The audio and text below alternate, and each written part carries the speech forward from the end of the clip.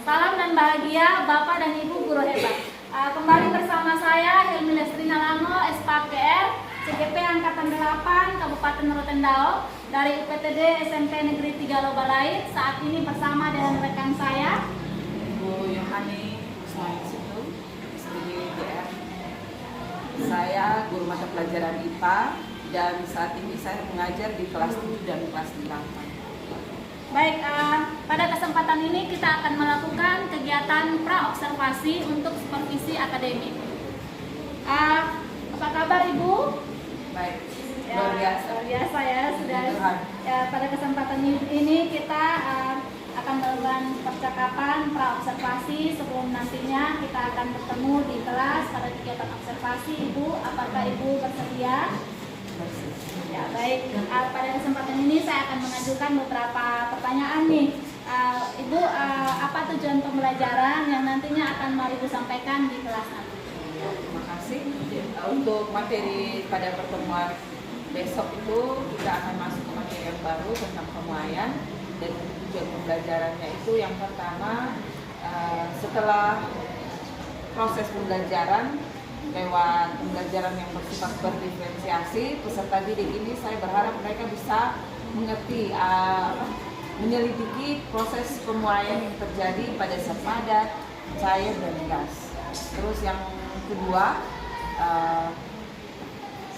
setelah melakukan kegiatan percobaan, itu mereka akan bisa menunjukkan contoh pemuaian pada zat padat, cair, maupun gas secara teliti. Baik sekali Ibu, kira-kira area pengembangan yang hendak Ibu capai nantinya pada kegiatan di kelas seperti apa Bu? Untuk pelajaran IPA, kami biasanya lebih menekankan pada area pengetahuan dan keterampilan. Nah, untuk pemahaman pengetahuan ini kami berharap murid itu dia bisa lebih paham tentang konsep-konsep IPA.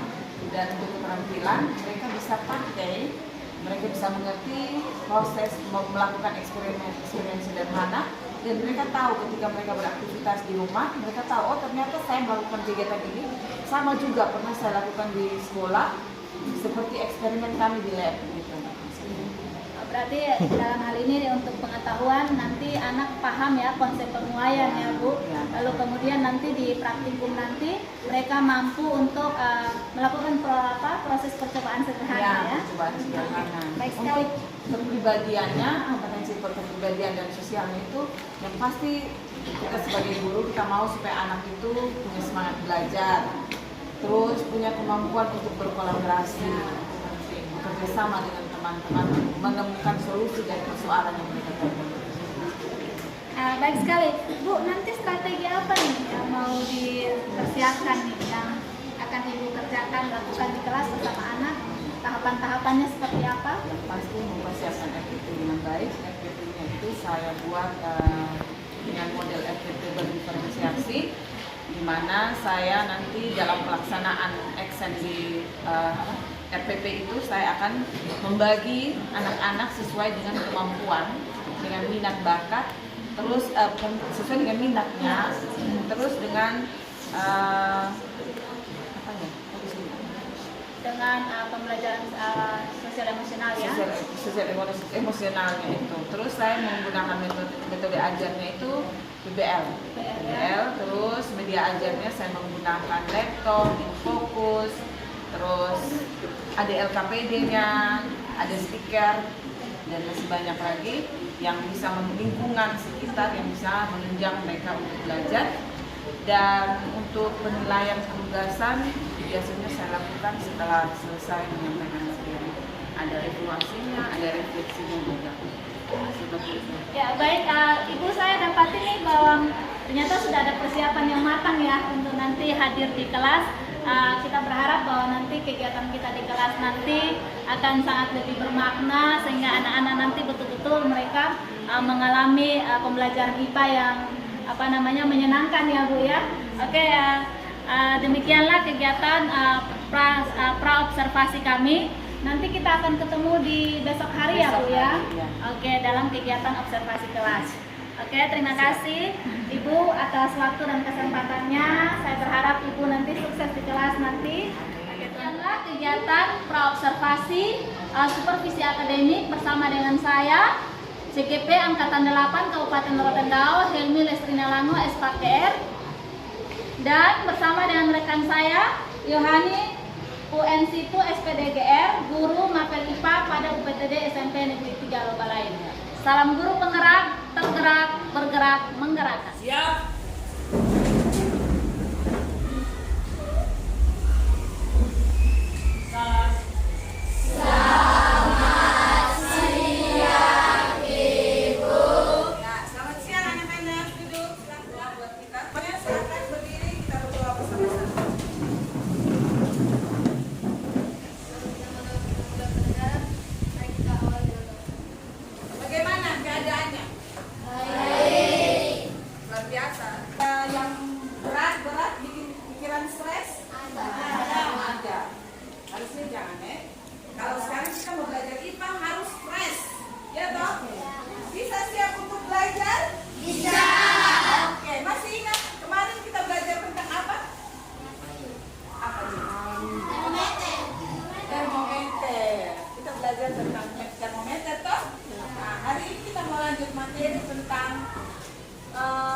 Membuat konversi satuan termometer ya. Sekarang coba kalian lihat di tayangan slide yang ada di papan tulis ini. Nah, ini tujuan pembelajaran kita kali ini. Siapa yang bisa baca kasih kita? Bersama-sama satu orang baca untuk semua dengar. Ya, Yason coba, Yason mau baca kasih. Berdiri Yason. Tujuan pembelajaran. Yang pertama, peserta didik mampu menjelaskan jenis termometer dan skalanya. jenis termometer dan skalanya. Yang kedua, Melalui unjuk unjuk kerja, kerja. peserta didik dapat menyajikan hasil diskusi tentang pengukuran suhu dengan benar. Dari awal. 1, 2, 4, 2, 3, 4. gabung meja.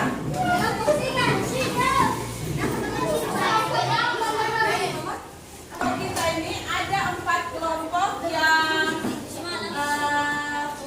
masuk dalam pola belajarnya menggunakan visual dan audio story. Terus yang satunya kinestetik, kelompok 5 yang kinestetik ya. Oke, sekarang silahkan buka buku pegangan kalian. Lihat materi tentang konversi satuan di halaman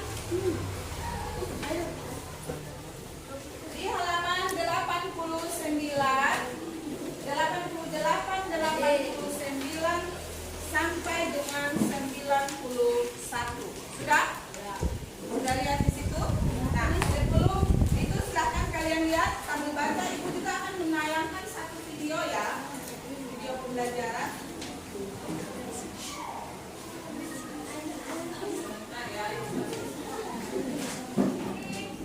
Kalian yang suka menyimak video, suka dengan mendengar saja kalian bisa paham. Ibu berharap dengan menyaksikan, melihat tayangan video ini kalian lebih paham ya sebelum kita masuk ke mengerjakan soal ya.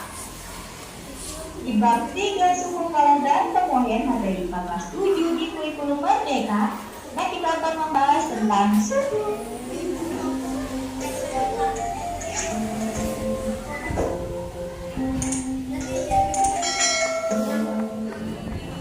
Sudah ada bayangan sedikit? Alat pengukur suhu namanya apa? Termometer. Ada berapa macam termometer? Kalau dilihat dari skalanya? 4. Dari skalanya apa? 4. Yaitu yang pertama Celsius.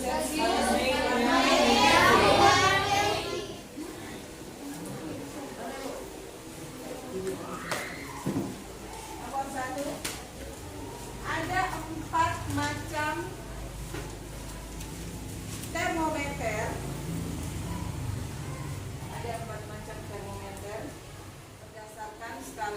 penetapan titik tetap atas dan titik tetap bawah kan, dan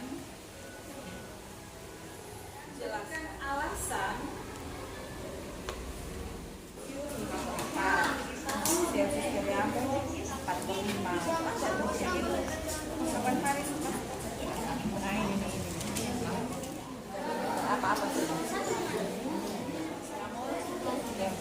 nanti dia perbandingannya tuh yang tetap atas dan bawah. Kalau di buku ada di halaman berapa yang mana 90 yang mana. Oke, mantap. Nah itu nomor 1 sudah dapat toh. Oke, kita isi dulu mau di video kan.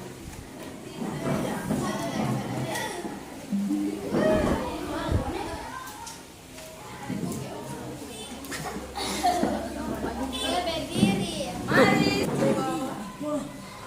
Pasti capek toh? Sudah capek toh belajar seharian? Capek. Makanya kita olahraga kecil-kecil. Ya. Kita mau bermain game. Pak, apa namanya? Pak Rendang. Rapatkan. Rendangkan. Rapatkan. Rendangkan. Rapatkan. Rendangkan. Rapatkan. Tepuk.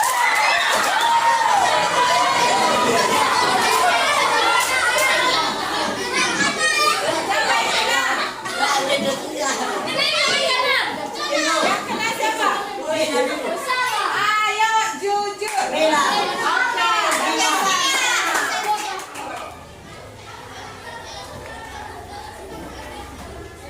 Ayo taruh Pak.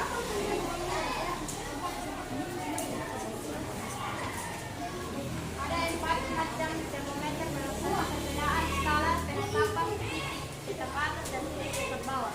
Sebutkan dan jelaskan dan berikan alasan mengapa terdapat perbedaan penetapan titik tetap atas dan titik tetap bawah. Ya. Silakan antara Vicenza dengan apa namanya? Milan. Milan punya jawaban dulu, kita tunggu. Kita 80 derajat Celcius, Fahrenheit 212 Fahrenheit, Kelvin 373 derajat Kelvin. ya, itu untuk titik tetap. Ya, itu untuk titik tetap atas. Coba dengar di sini. Ini Milan bilang untuk 4 macam termometer itu ada Celsius, Reaumur, Fahrenheit, dan Kelvin. Terus penetapan titik tetap atasnya itu Celsius 100 derajat, Reaumurnya itu 80 derajat, Fahrenheit itu 212 derajat, Kelvin itu 373 derajat. Sesuai sependapat? Ada yang punya jawaban lain? Atau ini sudah benar? Sudah benar ya. Titik tetap bawahnya Celsius 0 derajat. Lanjut.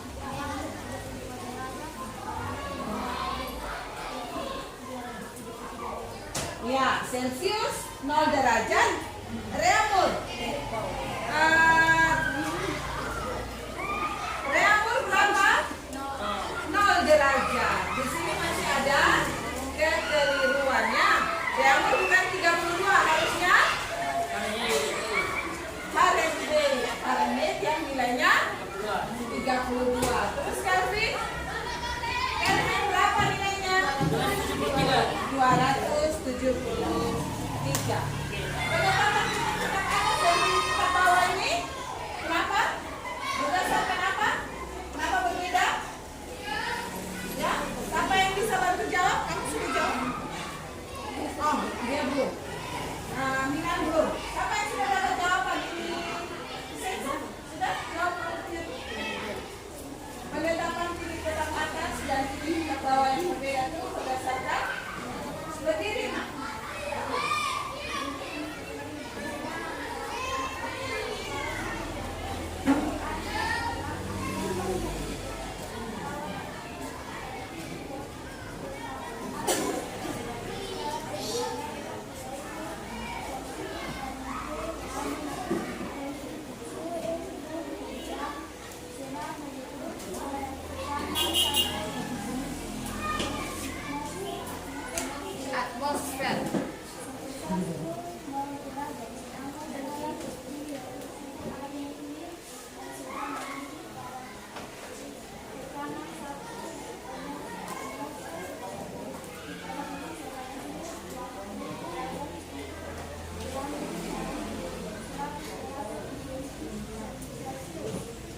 Oke, jadi penetapan titik tetap atas dan titik tetap bawah itu berdasarkan, kalau titik tetap bawah berarti S-nya melebur atau mencair, ya, mulai dari 0 derajat. Kalau penetapan titik tetap atasnya berdasarkan pada saat air mendidih. Kelompok mana yang jawabannya benar? Ya, tepuk tangan dulu. Oke, terima kasih untuk Milan. Sekarang kita masuk di kelompok, kita masuk di soal yang kedua ya. Soal nomor 2. Jadi nomor 1 itu sudah tahu kok, penetapan termometer, perbandingan titik tetap atas dan titik tetap bawahnya sudah tahu. Nah, nomor 2.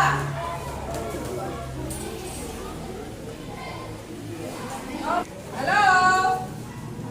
Halo. Hai. Halo. Hai. Ya, coba fokus ke sini. Ini dia punya perbandingan skala titik tetap atas. Kalau kita mau lihat, ini kan tadi kita sudah tentukan titik tetap atas dan titik tetap bawahnya aja. Sudah selesai kita punya belajar hari ini. Bagaimana belajarnya? Menyenangkan atau tidak? Ada hal baru yang dikerti, yang baru kamu ketahui atau tidak? Dapat hal baru yang setelah tadi belajar itu kamu dapat sesuatu yang baru atau tidak? Apa coba? Ice breaking. Oke, apa lagi? Tekanan suhu, macam-macam suhu. Apa lagi? Macam-macam alat mengukur suhu. Apa lagi? Jenis-jenis termometer, ya. Terus sudah jadi tahu ya penetapan titik tetap atas dan titik tetap bawah. Dari termometer ada berapa macam termometer? 4. Yaitu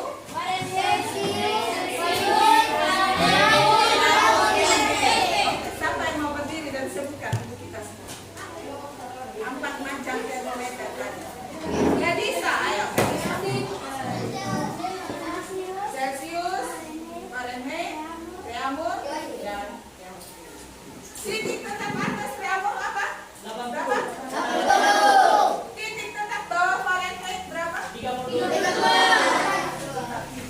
Oke, minggu depan kita akan ketemu lagi di materi yang berikut tentang kalor. Ya, sebelum kita masuk ke kalor, kita masih belajar menghitung, mengkonversi skala. Terima kasih karena kalian sudah mau belajar hari ini.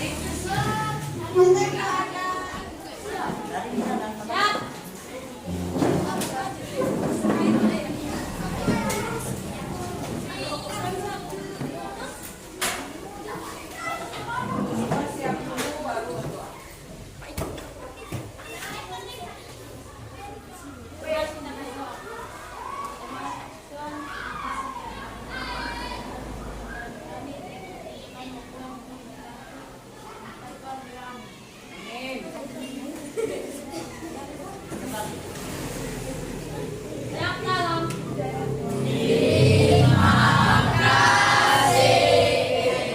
Assalamualaikum warahmatullahi wabarakatuh. Berjumpa kembali dengan saya Helmi Lestri Narango, SPKR, calon guru penggerak Angkatan 8 Kabupaten Rotendao dari IPTB SMP Negeri Jalobalain. Kali ini saya masih bersama dengan Ibu Yohani Us Noeng Situ SPDGR sebagai guru mapel IPA yang telah diobservasi dalam kegiatan supervisi akademik. Salam Ibu. Oke, kemudian saya juga ditemani oleh Ibu Mea Laudia Eselan selaku SPD selaku pendamping atau pengajar praktek pada pendidikan guru penggerak Angkatan 8 Kabupaten Rotendao. Selamat pagi, apa kabar Ibu? Salam dan bahagia, luar biasa ya. Oke, baik, pada percakapan pasca observasi ini saya akan memberikan pertanyaan-pertanyaan kepada Ibu Yohani terkait dengan jalannya proses observasi kelas yang sudah kita lakukan dengan tujuan untuk merefleksikan dan mengevaluasi sejauh mana proses pembelajaran yang sudah Ibu lakukan. Nah, pada percakapan pasca observasi ini bersifat reflektif ya Bu, dan bertujuan untuk perbaikan ke depannya. Tidak ada hal yang lain, tentunya reflektif. Baik, mungkin pertanyaan pertama nih Ibu, bagaimana perasaan Ibu terkait dengan jalannya kegiatan observasi kelas yang sudah berlangsung? Pada dasarnya kegiatan ini hanya untuk refleksi kembali kenyataan. Jadi saya menganggap itu tidak menjadi beban, dia menjadi suatu langkah yang harus diambil untuk memperbaiki ke tahap yang depan harus lebih baik lagi. Jadi mungkin karena ini kegiatan yang sudah kita lakukan berulang-ulang ya Bu. Jadi sehingga ya sudah sering diobservasi. Jadi lebih siap ya Ibu ya. Oke baik, itu perasaannya. Kemudian bisa diceritakan kembali Ibu, mungkin area pengembangan apa yang Ibu lakukan di dalam kelas. Kemudian langkah-langkah atau tahapan pembelajaran yang sudah Ibu lakukan di dalam kelas. Area yang pengembangan lebih karena saya guru IPA, maka saya lebih mau mengembangkan anak-anak punya pengetahuan, bagian pengetahuan pedagogiknya dengan keterampilan. Mungkin kalau ke pengetahuan mungkin konsep-konsep IPA ya. Konsep IPA itu yang penting karena IPA itu masih dasar, masih materi dasar yang harus mereka pahami dengan baik supaya nanti kalau di SMA materi sulit mereka sudah paham konsep, nanti pasti mereka bisa jawab. Mereka bisa lebih baik lagi ya konsepnya. Kemudian mungkin penampilannya Bu, kira-kira dengan konsep ada konsep bagaimana Ibu pengen keterampilannya lebih dikembangkan melalui praktikum atau kebetulan kita lihat di sini bagus. Iya, oke ya. Alat bangunan anak-anak sangat antusias kalau kegiatan. Jadi ya kalau untuk praktek biasa sangat kepingin sekali anak-anak itu berkembang karena mereka lebih suka tahapan umur mereka ini lagi masuk dalam tahapan masih dari anak-anak ke remaja. Iya. Jadi peralihan itu mereka lebih senangnya main. Iya. Jadi praktek itu langsung. mereka langsung mengalami jadi bertahap. Nanti kalau kita tanya lagi ke pertemuan berikutnya kita tanya lagi, oh iya waktu itu ibu ada kasih tahu seperti ini. Kegiatannya seperti ini. Ibu tidak menjawab. Jadi mungkin ya ketika mereka mengenal konsepnya tidak terlalu, tetapi ketika dipraktekkan, ketika Ibu tanya lagi mereka langsung ngeh. Oh ini karena prakteknya sudah terjadi. Berarti area pengembangan sekali lagi ya Bu yang ingin Ibu kembangkan dalam pembelajaran IPA, khususnya di kelas 7 ya, itu adalah pengetahuan dan keterampilan. Mungkin kalau dari aspek kepribadian mungkin apa yang pengen Ibu kembangkan? Untuk kepribadian, rata-rata kalau saya lihat di dalam kelas itu anak-anak semua bersemangat, antusias untuk belajar, tapi memang ada beberapa yang tidak terlalu walaupun kita sudah kasih pola pendekatan, tapi mungkin itu kurang mengena dengan yang punya mau, jadi dia agak-agak seperti apa ya, kurang terlibat ya, kurang mengalami ya. Itu saya lihat lagi ke faktor anak ini mungkin tidak terlalu suka dengan pelajaran itu. Mereka tidak terlalu suka dengan yang sains. Ada anak yang sukanya dengan kegiatan-kegiatan praktek seperti tadi. Kalau kegiatan praktek pasti semuanya aktif. Tapi kalau untuk kegiatan sudah masuk ke pengetahuan, ada beberapa yang tidak terlalu mau aktif, tidak aktif. Jadi ada kemungkinan karena itu faktor mereka tidak terlalu menguasai, bukan tidak menguasai tapi apa ya namanya? Minatnya kurang, minatnya ke sainsnya tuh kurang. Iya, mungkin karena dia lebih ke language ya, ke keterampilan bahasa, tetapi sainsnya itu sehingga dia menunjukkan kurang minat, tapi ketika dia praktek ternyata bisa. Mungkin kita sebelum itu kan sudah ke permasalahan nih. Mungkin sebelumnya kita masuk ke tahapan-tahapan pembelajaran yang Ibu sudah lakukan di dalam kelas. Ya, seperti biasa saya menggunakan model pembelajaran problem based learning. Iya. Jadi itu lebih banyak melibatkan anak-anak. Saya pasti melewati tahapan sintak-sintaknya. Yang pertama pasti dimulai dengan doa. Terus yang berikut ada salam, saya menegur, mengkondisikan keadaan kelas, terus saya menyampaikan tujuan pembelajaran, saya mengkondisikan keadaan kelas untuk metode apa istilahnya, diskusi kah, maka saya akan membentuk kelompok. Jadi mungkin kesiapan kelasnya. Iya, Saya dapati di sini bahwa ternyata Ibu juga sudah melakukan proses pembelajaran berdiferensiasi nih. Ada juga nih proses pembelajaran PSE, walaupun dalam tahap konsep mungkin belum terlalu dipahami, tetapi ternyata Ibu sudah mengkondisikan, sudah membawa mereka untuk mereka siap belajar dengan doa, kemudian mungkin menanyakan kabar mereka. Itu sudah melakukan PSE, sudah melakukan pembelajaran sosial emosional. Adakah mungkin di akhir-akhir nih, mungkin ketika mereka sudah jenuh, kira-kira mungkin apa yang Ibu lakukan? Seperti itu. Ice breaking-nya ternyata artinya dari sini sudah Ibu sudah melakukan proses pembelajaran sosial emosional di sini, walaupun mungkin belum secara keseluruhan atau mungkin konsepnya belum di ini, tapi ternyata dalam pelaksanaannya sudah dilakukan. Oke Bu, baik sekali.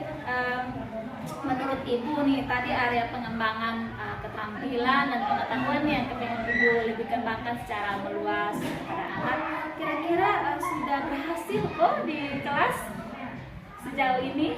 Kalau pakai presentasinya sih masih 60, 40, tergantung dari materi. Iya. Tergantung dari materi. Kalau materinya IPA ya. Materinya mudah, maka biasanya dia di atas 70 dia. Tapi kalau materinya di bawah yang lebih berat, maka biasanya ya 40. Berarti mungkin kita balik lagi ke tadi nih permasalahannya, mungkin karena peminatan anak nih. IPA ini kan ada hitungan juga kalau berkaitan dengan fisika. Itu agak berat. Matematika ya. Oke, kalau begitu menurut Ibu nih, kekurangan tadi nih, kendala sudah kita bisa identifikasi tadi ya, yang Ibu hadapi. Mungkin saya bisa ulangi tadi, ada peminatan anak yang beberapa ya, tidak semuanya, tapi beberapa dia tidak terlalu minat ke IPA, ke sains, sehingga mungkin dia menunjukkan perilaku-perilaku dalam belajar yang tidak tertarikan. Ganggu tenang. Tentunya itu permasalahan tersebut. Tapi selain minat tadi, apa nih yang menyebabkan anak seperti itu? Itu lebih ke motivasi dalam diri, terus faktor lingkungan, barangkali keluarga.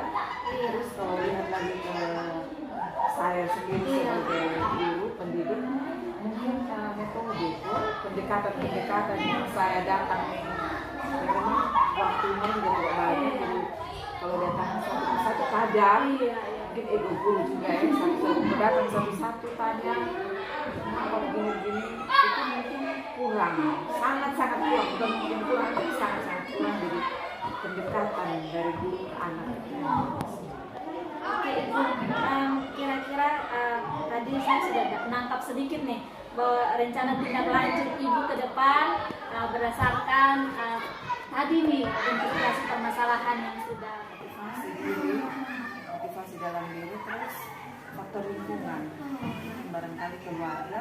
Terus kalau lihat lagi ke saya sendiri sebagai guru pendidik, mungkin metode pendekatan yang saya datang nih, ya memang waktunya juga tidak banyak. Jadi kalau datang satu-satu tajam, mungkin ego guru juga ya, satu-satu datang satu-satu tanya kenapa begini-begini, itu mungkin kurang, sangat-sangat kurang, bukan mungkin kurang, tapi sangat-sangat kurang dari pendekatan dari guru ke anak. Oke Ibu, kira-kira tadi saya sudah menangkap sedikit nih bahwa rencana tindak lanjut Ibu ke depan berdasarkan tadi nih identifikasi permasalahan yang sudah ibu alami sendiri dari tadi minat anak, kemudian karena lingkungan, kemudian motivasinya yang kurang, lalu kemudian ibu dapati bahwa mungkin karena pendekatan atau metode yang ibu sampaikan. Nah, kira-kira upaya apa nih yang ibu lakukan untuk mengatasi ini sehingga ke depan tidak lagi terjadi nih? Itu jadi suatu apa ya, keinginan yang kuat juga sebenarnya. Kepingin panggil anak bagaimana. Memang kalau refleksi, kegiatan refleksi selalu jalan, tapi lebih ke klasikal, secara klasikal. Tapi secara individu itu nanti terdeteksi waktu ketika kita kasih latihan soal atau penugasan terus ulangan. Nah, biasanya di situ terdeteksi si A ini ternyata dia tidak bisa, dia belum mampu, dia belum paham. Nah, itu harusnya jadi harus dipanggil. Jadi mungkin ke depan harus panggil bicara. Mungkin mau anak ini suka mau yang bagaimana, pola belajarnya yang bagaimana, itu dipanggil terus. Nah, ikuti, coba deh mau cara belajarnya begitu, kita ikuti, lihat apakah ada perubahan. Berarti saya dapati nih, berarti yang mau KPN Ibu rancang ini sebenarnya pembelajaran berdiferensiasi nih ya, pembelajaran yang sesuai dengan kebutuhan anak, minat atau permasalahan yang anak hadapi, sehingga ibu akan memberikan pembelajaran itu sesuai dengan kebutuhan individu per anak. Kemudian mungkin melalui pendekatan ini ibu sudah akan melakukan pembelajaran sosial emosional, karena ketika ibu melakukan pendekatan kepada anak sudah ternyata di situ. Nah, Bu, kira-kira nih kapan nih saya sudah dapati bahwa ada keinginan untuk memperbaiki, untuk membuat satu upaya perbaikan, mencari solusi dari keadaan anak. Kira-kira kapan nih mau dilakukan nih? Kan kita baru selesai ujian, jadi hasil itu yang nanti saya pakai untuk lanjut. Jadi pada semester kita di pertengahan semester, berarti semester yang akan datang 3 bulan akan datang menjadi ajang untuk perbaikan diri atau perbaikan. Oke, sip Ibu, luar biasa sekali. Kira-kira saya sudah dapati komitmen. Mungkin tadi saya dapati bahwa Ibu bilang mungkin metode atau model pembelajaran. Siapa nih yang kira-kira Ibu bisa bantu atau bisa menjadi ini yang bisa bantu Ibu bisa mempelajari dari pribadi atau guru, sesama rekan guru yang mungkin bisa menolong Ibu. Dari pembelajarannya ini saya bisa ganti metode atau saya bisa ubah bersama-sama dengan pendekatan bagaimana. Mungkin ada teman yang bisa belajar ya teman-teman sekarang lagi CBP karena mereka sudah lebih menguasai pendekatan kepada siswa, bisa berdidik yang baik, sharing kalau anak si A seperti ini gitu, pola pendekatannya itu bagaimana supaya dia bisa suka dengan pelajaran. Oke, sangat luar biasa. Mungkin ini bisa nanti kita bicarakan di Kombel ya, Kak Ita, karena kita juga sama-sama anggota Kombel. Sangat luar biasa Ibu Ita. Selanjutnya saya akan berikan kesempatan kepada Ibu pengajar praktik untuk memberikan umpan balik terhadap proses percakapan pasukan observasi. Terima kasih, luar biasa sekali ya. Kami lihat dari video observasi di kelas yang kemarin, kelas supervisi, Ibu Helmi sudah memahami cara melakukan observasi di kelas dengan baik. Saya melihatnya dari video-video yang dikirim, kemudian catatan observasi yang ada di Ibu Helmi, kemudian saat observasi juga untuk biasanya kan kalau dulu kita biasanya hanya Mau supervisi langsung. kalau supervisi kan kita tidak Habis buat jadwal langsung. biasanya langsung sebagai pemimpin atau wakil kepala sekolah, misalnya pas saat observasi kita langsung siap ini jadwal, nanti hari ini saya masuk, kita tidak melakukan tidak menanyakan apa yang nanti akan dilakukan di kelas, kira-kira strategi metode apa yang dipakai, tujuan pembelajaran apa, biasanya tidak kita lakukan. Kalau sebagai kepala sekolah atau sebagai senior kan biasanya ada senior. Nah, dengan cara melakukan teknik coaching seperti ini untuk supervisi pembelajaran sangat-sangat di bagian observasi juga kita mengamati apa yang sudah dilakukan dulu. Kemudian saat pasca seperti ini, biasanya kan kalau kemarin-kemarin kita langsung selesai. Setelah itu kita memberi nilai, checklist, sudah selesai. Padahal ya sebaiknya seperti ini. Kita pra dulu, kemudian setelah siap kita melakukan pendampingan di kelas, dan setelah itu kita bicarakan lagi. Kita memberi kesempatan kepada ibu atau bapak guru untuk melakukan refleksi, apa yang sudah baik, apa yang masih kurang, apa yang ingin dikembangkan. Jadi dari prinsip-prinsip coaching tadi saya lihat Ibu Helmi sudah sangat memahami dan sudah melakukan observasi dengan sangat-sangat luar biasa. Semoga ini menjadi contoh untuk kita semua, dan juga mungkin kita berbagi pengalaman dengan pimpinan kita ataupun guru-guru senior kita yang lain. Jadi saat melakukan observasi sebaiknya kita melakukan coaching dan supervisi pembelajaran seperti ini.